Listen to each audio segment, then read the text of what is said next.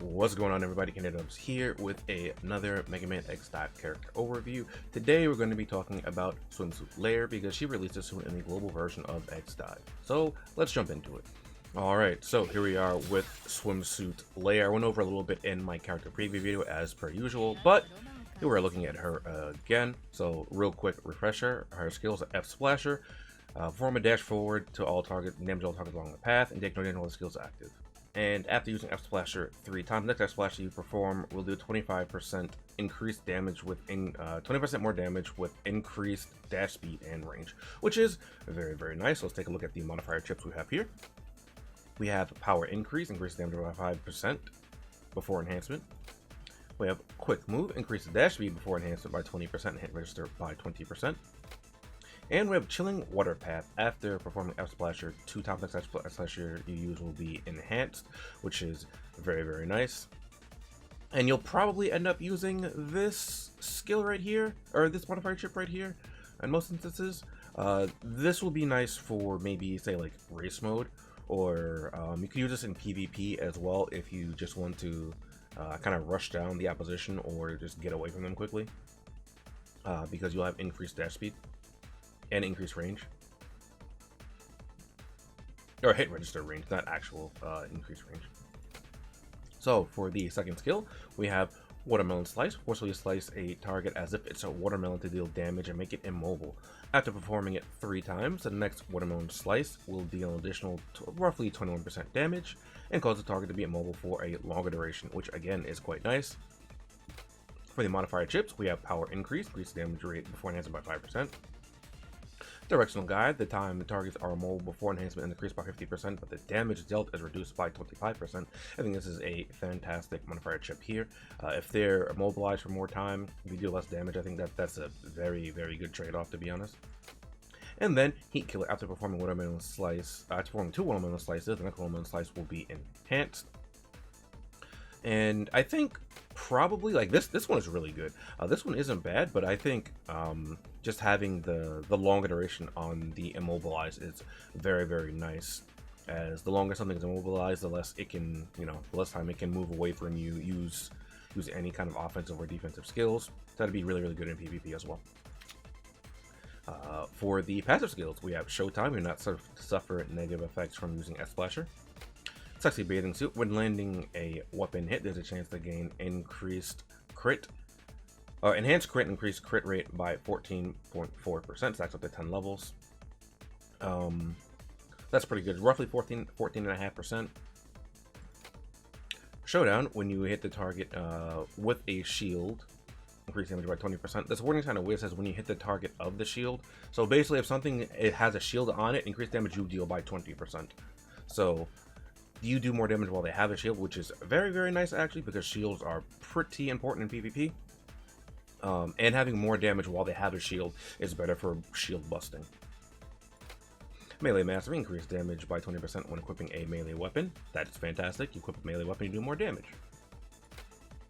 And Show Yourself. When you use the skill, I'm assuming either skill, because it just says when you use the skill. I'm not sure, because I don't have the unit. Also wouldn't have it at 5 stars even if I did have Swimsuit Layer. So I'm not entirely sure on that, but based on the wording, it sounds like when you use either skill, because I think it would specify if, if it was a specific skill. But you gain increased crit rate by 14.4%. Again, it's stacked with Sexy Bathing Suit. So these two can coexist. Not coexist, but they work in conjunction with each other. So you can get it from this, or you can get it guaranteed from this, because this is only a chance to gain the increased crit rate, and this is guaranteed when you use a skill. So that is very, very nice there. So let's take a look at the weapons that might go well with Swimsuit Layer. Alright, so being a unit that performs well with melee weapons, as per usual, the usual melee suspects, you have your Berserker Greatsword. And of course we have the Nightmare as the best melee weapon in the game, as per usual on any unit that likes melee weapons. Nightmare is also just good on like most units anyway, but on units that want melee weapons, Nightmare really shines. It also makes use of Singularity Slasher as well. This is also a pretty solid weapon. For a more budget weapon, Triangular Saber is a very nice option if you don't have too much better.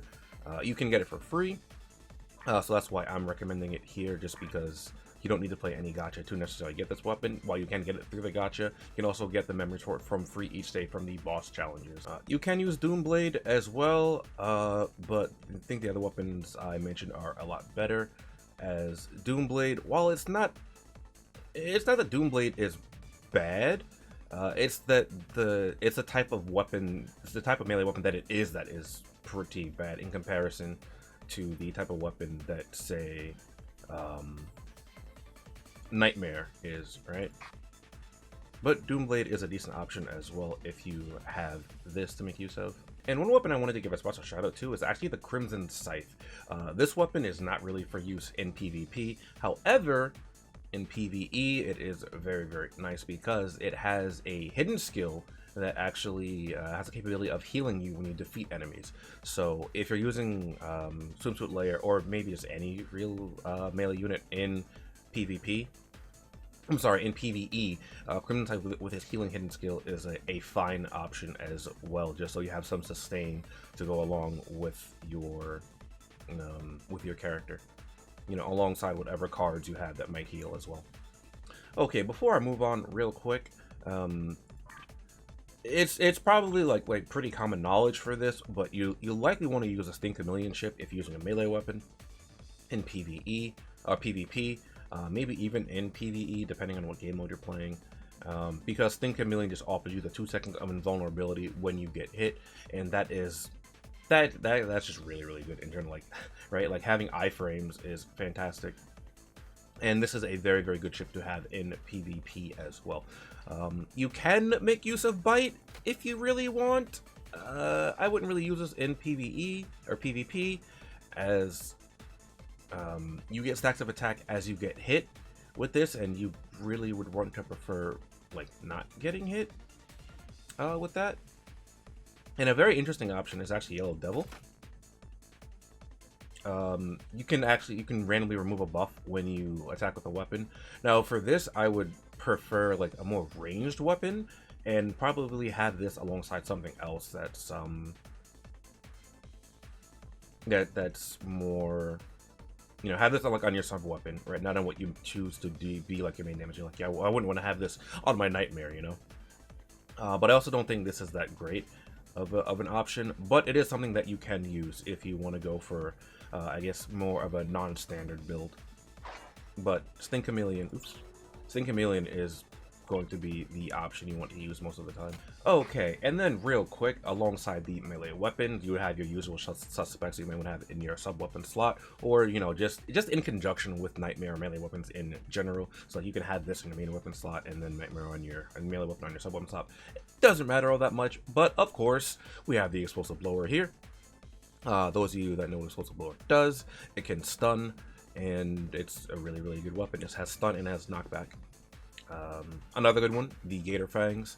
This is a very solid choice, as this inflicts chilled, and it's really good at close range as well. So again, this is really nice.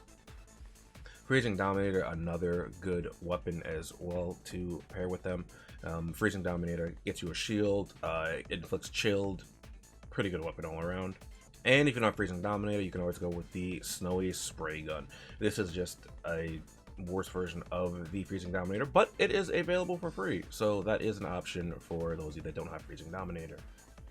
Now, another quick option I want to throw in here, I think real quick, that's very different if you really want to try something different with Swimsuit Layer. Because she stacks so much crit, you could actually do something like using the Sniper Buster alongside the hidden skill. I believe it is, here we go, Crit Amplification, something that you could make use of as well. I think that the Destructive Laser, you can make use of this if you want to go for something really different with them, because that way you'll be able to poke from range and make use of her enhanced crit. But the fire rate of this isn't all that great, so it would take a bit longer for you to build up and then maintain those stacks of crit. But I did want to include that in case anyone wants to try this this build, which is a lot less of a standardish build. Alright, so now let's move on to some interesting card choices we can use.